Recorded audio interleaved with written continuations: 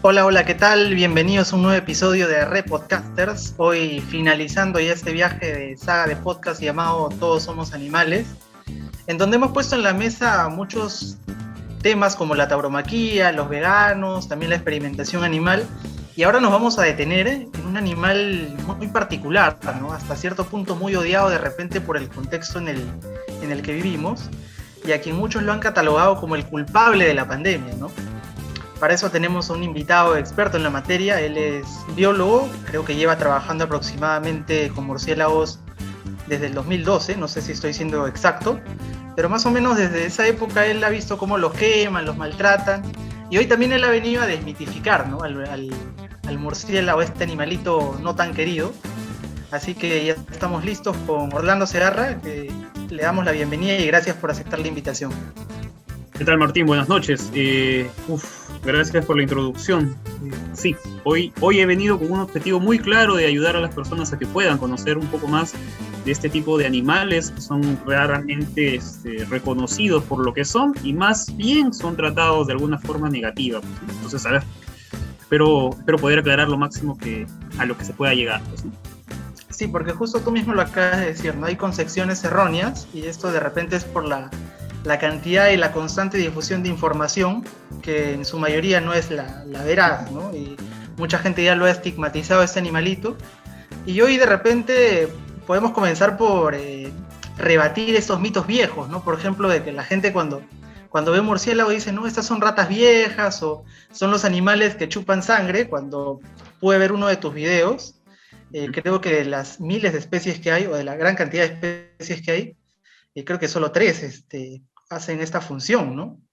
Sí, a ver, te comento, para ir rompiendo primero lo principal sobre la alimentación con sangre. Cuando hablamos de los murciélagos, en realidad tenemos que hablar de un grupo que es el segundo grupo de mamíferos más diversos. Es decir, por ejemplo, nosotros como seres humanos pertenecemos a un grupo que se llaman los primates. Y dentro de los primates, pues hay varias especies, están pues, los chimpancés, los monos araña, etcétera, etcétera. Ya. Los murciélagos pertenecen a un grupo que se llama quirópteros. Existen 1410, 1415 especies por ahí en el mundo. Entonces, de estas 1400 y pico especies, solo 3 especies se alimentan de sangre. Y de esas 3 especies, que todas son propias del neotrópico, es decir, de la zona de Centroamérica y Sudamérica, una parte de Centroamérica y Sudamérica, ¿no? Eh, Solo una se distribuye a lo largo de todo el territorio peruano. Entonces, el resto de especies, estamos hablando de más del 99%, porque mira, si 1400 es el número de especies, el 10% sería entre 10, o sea, 140. El 1% sería 14 especies. Estamos hablando que menos del 1%, ya, la mitad, 0.5%, sería 7 especies. Menos del 0.5% de especies del mundo se alimenta de sangre. Entonces el resto se alimenta de insectos, en su gran mayoría, y se alimentan de frutas. Eh, Algunos otros se alimentan de polen o de néctar de las flores. Típico de un colibrí, típico de un picaflor que uno ve durante el día, igualito. Los murciélagos hacen casi la misma función, no van y visitan las flores, pero de noche. Entonces es una serie de complementariedad. Y los insectos, los murciélagos se diría que son uno de los cazadores por excelencia. Incluso hay murciélagos que siguen migraciones de insectos. En la parte de Norteamérica, por ejemplo, es bien conocida una migración de polillas que se da pues desde México hasta Estados Unidos, ¿no? Es una serie de movimiento grande de las polillas. Y los murciélagos son tan especializados para comer esos insectos que los persiguen largos caminos de kilómetros. Estamos hablando de una migración, o sea, no es un desplazamiento cortitos. Más de 50 kilómetros, más de 100 kilómetros persiguiendo este tipo de insectos. Y lo segundo, respecto a los ratones, a esta, siempre lo he oído y la verdad es que parece ser algo bien propio de muchas culturas, ¿no? Alrededor del Perú, desde selva baja hasta las sierras más altas, siempre he escuchado que le llaman a los ratones, que cuando un ratón envejece, en vez de morir, le salen alas. Cosa curiosa, porque si uno empieza a hacer este tipo de búsqueda de quién con quién se parece, he escuchado que los cuyes son primos de las ratas, algo así. Ya. Ese Claro, también. pensamiento viene de una disciplina de la biología que se llama pues, la sistemática, que consiste en ir agrupando quién con quién se parece basado en un ancestro en común, ¿no? En un ancestro que puedan haber compartido y en el pasado fueron algo y luego se volvieron cosas distintas, ¿ya? Si tú buscas los antepasados de los murciélagos y quieres ver qué tan cerca o qué tan primos de las ratas son o qué tan parecidos a las ratas son, te vas a dar cuenta que científicamente hablando los murciélagos pertenecen a un grupo que se llama, perdón, es un grupo que pertenece a los pangolines, que son unos armadillos, una serie de armadillos de Asia, ¿no? Un grupo que está más cercano a los perros, un grupo que está más cercano a las ballenas, ¿no? Y un grupo que están más emparentados con ese tipo de animales que uno diría, wow, ¿qué pasó acá, no? Y las ratas están en otro grupo parecido más al hombre, a los primates. Entonces, ni siquiera son primos hermanos, primos lejanos, ni primos cercanos. Quizás lo único que podríamos decir que tienen en común son, pues, el pelaje, que botan, pues, que emanan leche de unas glándulas mamarias, ¿no? Y demás, pero es falso, ¿no? No provienen de este tipo de no son ni siquiera primos cercanos, no es que un ratón se vuelve murciélago. Entonces es un proceso evolutivo distinto, son linajes muy distintos. Claro, y como decía, ¿no? Al inicio, quizás es por la constante desinformación o la constante transmisión de información que no es precisa y obviamente no es veraz. Y ciertamente, como tú lo dijiste, creo al inicio, no es que a mucha gente les importen los murciélagos, ¿no? Es más, suena cruel, yo sé que suena duro, pero es más, de a partir de la pandemia es donde recién ha caído como que en un tema central, ¿no?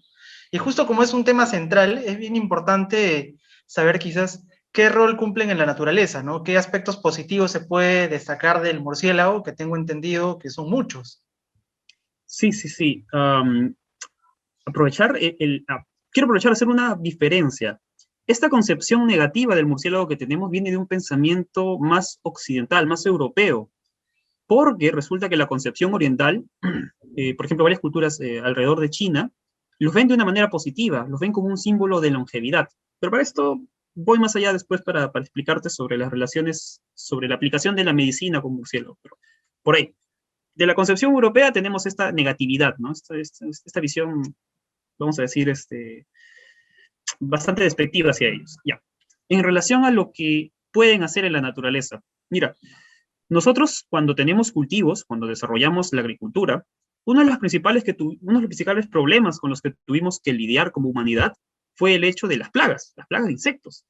Y hasta ahora es un problema muy recurrente porque tenemos que usar cantidades inmensas de insecticidas que a la larga pueden ser cancerígenas o a la larga pueden ser perjudiciales para nosotros, ¿no? Porque la especie humana es una especie que acumula toxinas, entonces cuando más toxinas le echas a tu alimento, más las vas acumulando tú.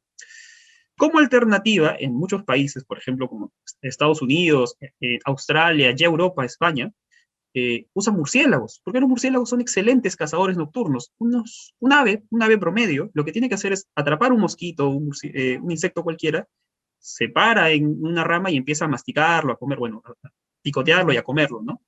En cambio, el murciélago es una maquinita de comer, porque lo que hace es volar y mientras va volando va comiendo, y mientras va comiendo va defecando. Tiene el sistema digestivo muy reducido, porque bueno, son insectos, es un alimento altamente proteico, y simplemente lo va digiriendo y lo va excretando, ¿no? Entonces cumple dos funciones en esa parte de su vida, cumple dos funciones. Uno, reducir enormemente la cantidad de insectos que son plaga para ciertos cultivos, y dos, fertiliza los suelos, porque resulta que el guano de murciélago es rico en nitrógeno y otros componentes como fósforo y demás que son beneficiosos para la tierra. Entonces, ese primer, disculpen que suena por ahí a veces, No, te escuchamos perfectamente. esa primera acción, que incluye ya dos beneficios, ha sido incluso contabilizada, ¿no? Y no es insignificante en términos monetarios, solo por hectáreas ya se están hablando de miles de dólares, ¿no? En ahorro de pesticidas, aparte de que das el beneficio de una agricultura sostenible, una agricultura sin uso de pesticidas. Pero ya, el Perú es un país de bosques. Más de la mitad del Perú está cubierto de zonas boscosas. Pero como todo problema de Latinoamérica, las zonas boscosas se van perdiendo por la actividad antrópica, es decir, por la agricultura, por la minería ilegal, ¿no? Por la invasión. O sea, hay muchos factores que van reduciendo bosques. Y a veces lo que sucede es que cuando uno trabaja más en en la Amazonía, vas dándote cuenta que las personas, como la tierra de la selva, a diferencia de lo que muchos creen, no es tan rica, no se puede usar para agricultura continua. Es decir, yo puedo hacer un cultivo y la siguiente, después de la cosecha, ya no la puedo usar tan rápido, porque no recupera minerales, se lava mucho por las lluvias.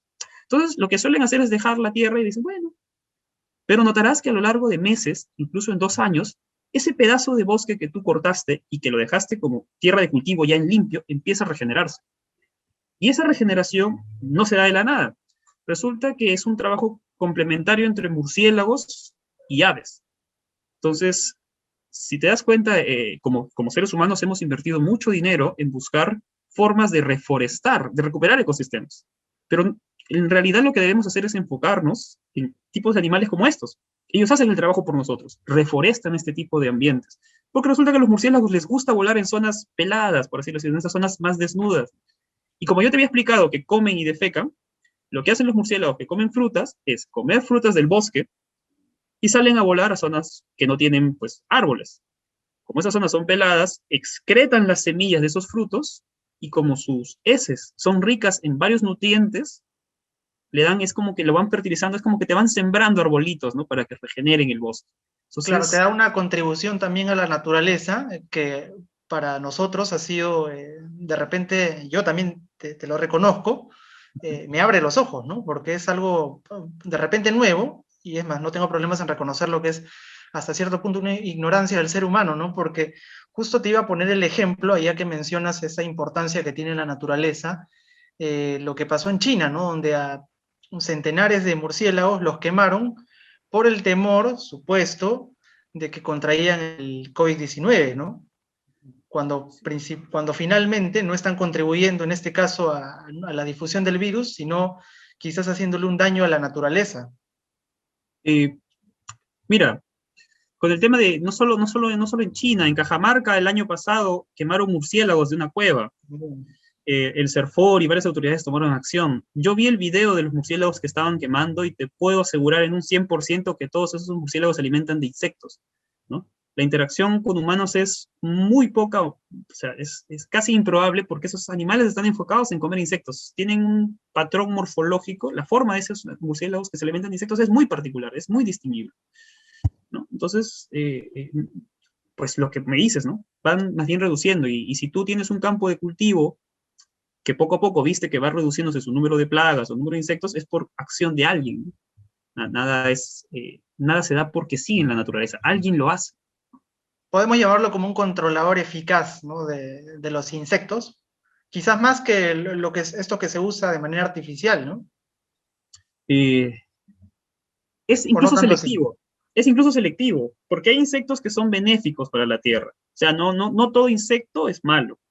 Y los murciélagos tienen cierto consumo dirigido de un grupo de insectos. Eso se le llama o sea, control de plagas, pero un control que es biológico, ¿no? Entonces existe un control biológico de plagas, que tú usas ciertos animales para cierto grupo específico de plagas, ¿no?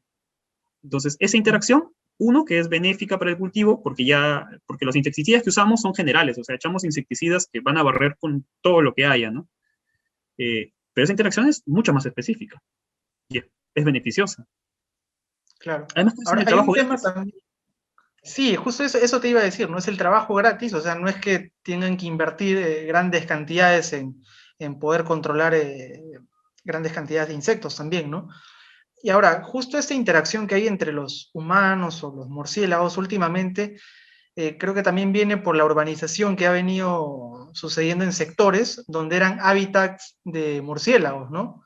Sí, Hace unos meses, no sé si es, bueno, perdón, ya hace unos años hubo un reportaje, recuerdo, en este programa El Sexto Día, donde decía que en Ica, creo que en el distrito de Santiago, creo que es en Casablanca, tenían inclusive los vecinos, perdón, las personas ahí como vecinos a los murciélagos, ¿no?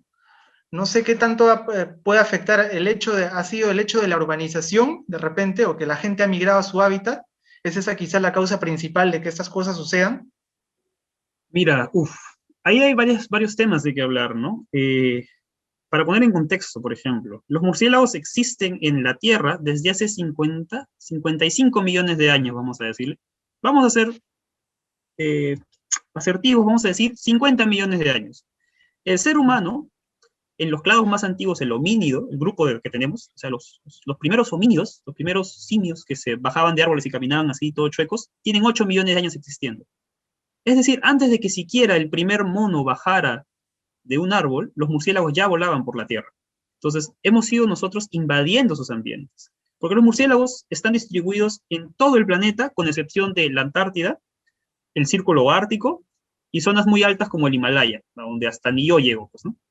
Pero el resto de zonas, bueno, y los océanos, el resto de zonas continentales, puedo decirte con certeza que hay murciélagos. Aquí mismo en Lima, hay alrededor de 20 especies de murciélagos volando afuera de nuestras casas.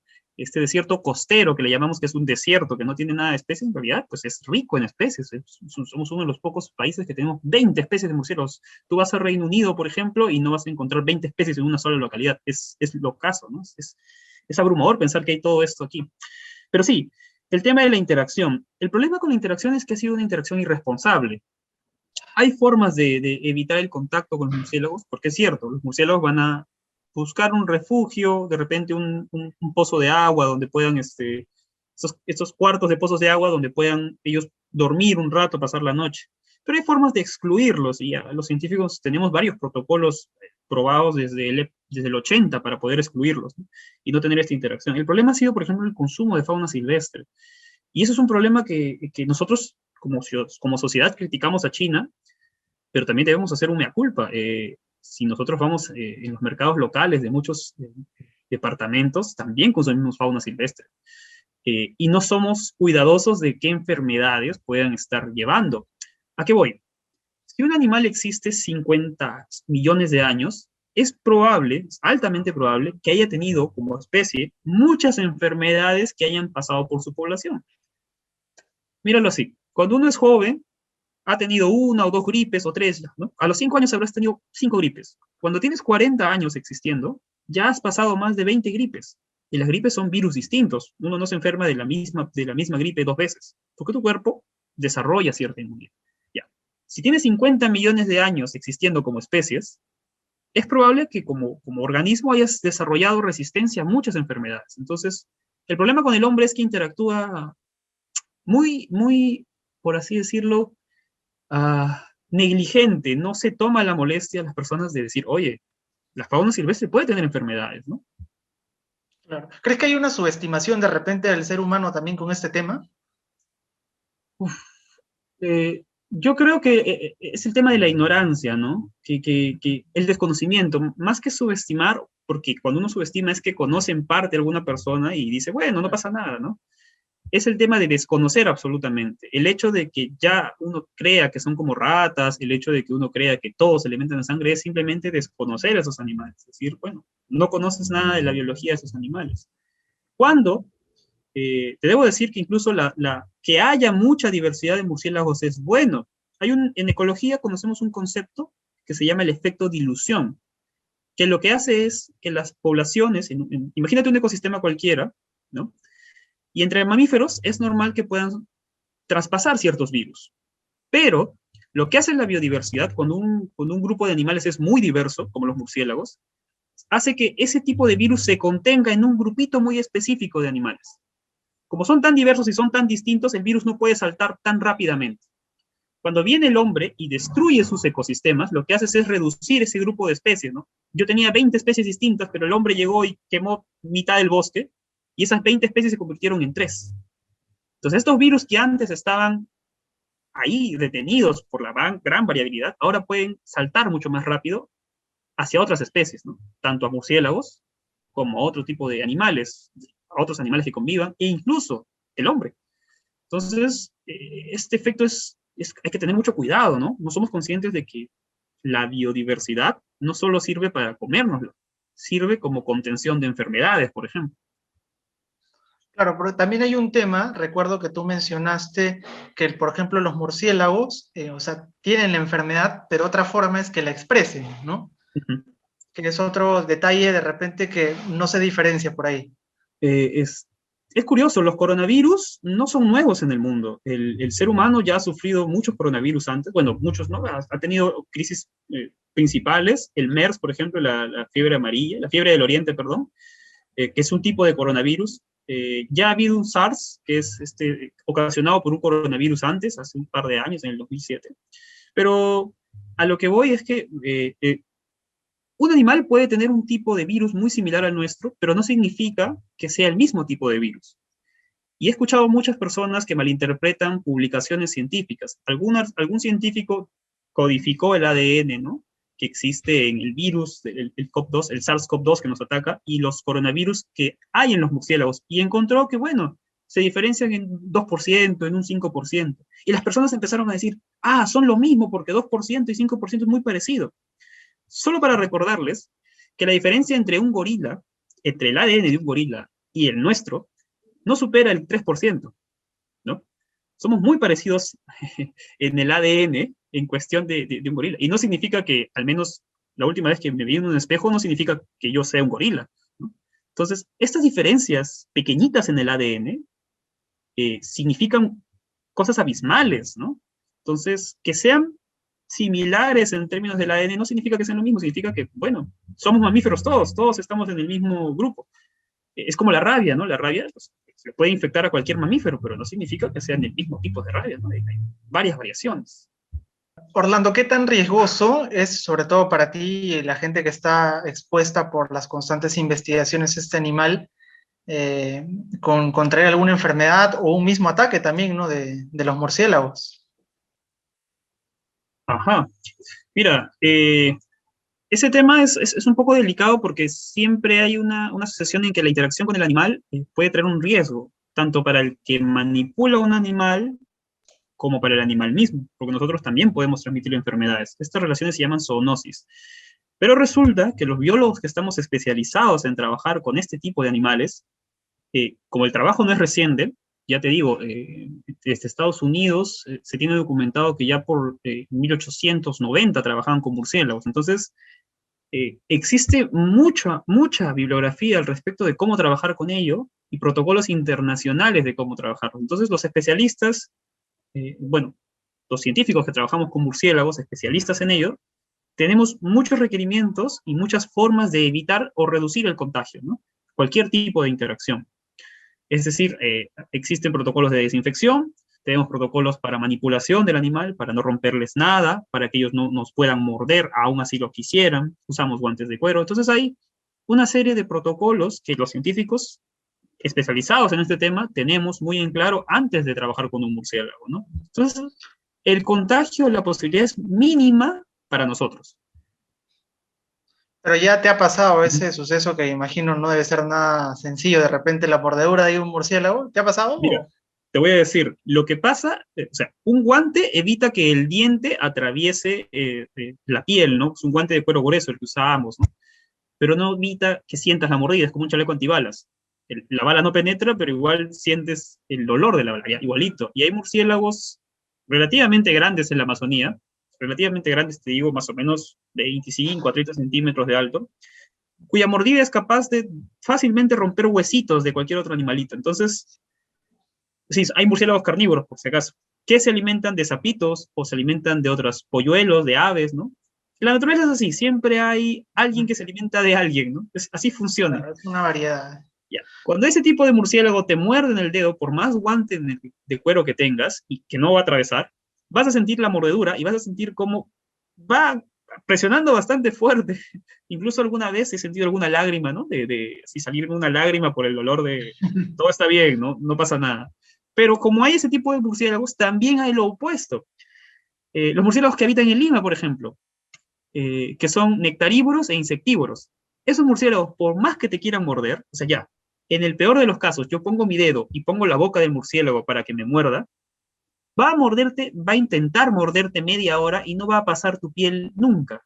Porque como el murciélago está especializado para comer insectos, sus dientes son tan delicados y su boca es tan chiquita, y te lo digo así, ¿eh? Lo que pasa que es cuando el murciélago vuela, si abriera demasiado la boca, el mosquito entraría, rebotaría y saldría.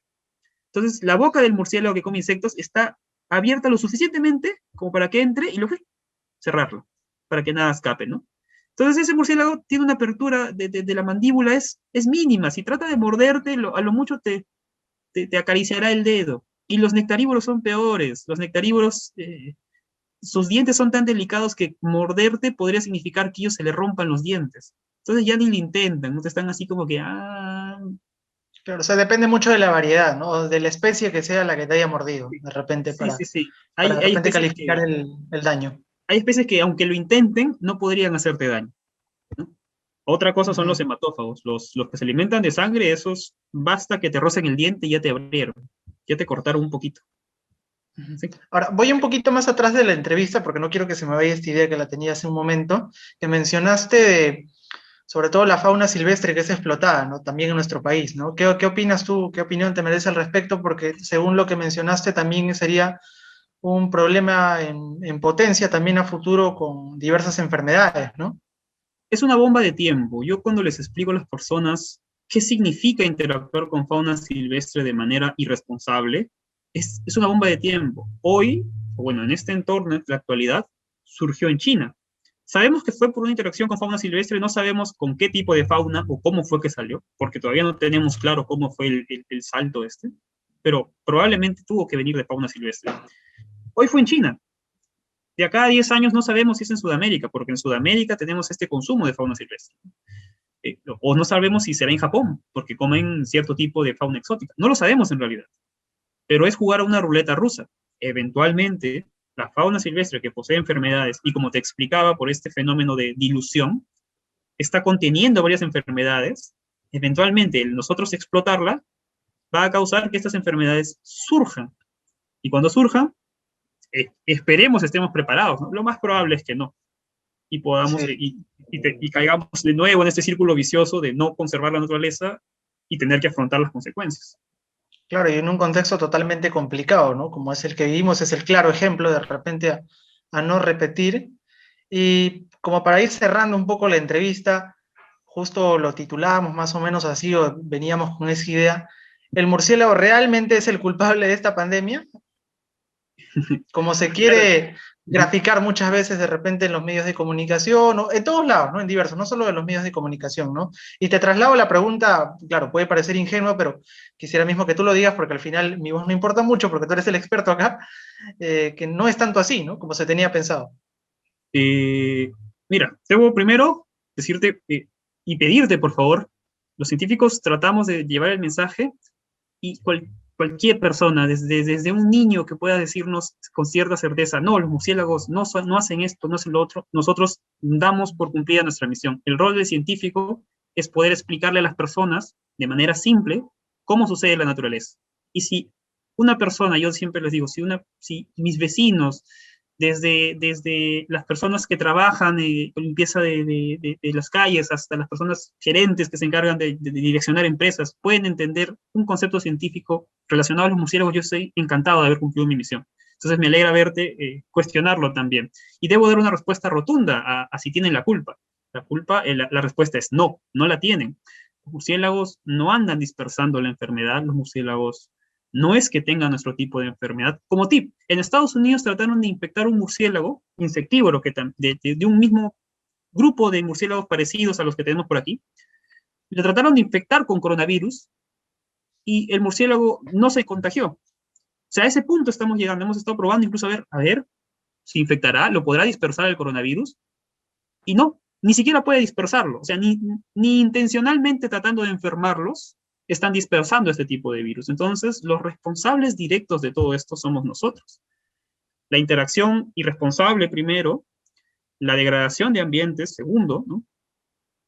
Y esta mala manía de no saber llevar cuarentenas. Yo siempre les digo a las personas con las que conozco sobre murciélagos, es que la humanidad nunca estaba preparada y no lo va a estar al parecer de cómo lidiar con pandemias, ¿no?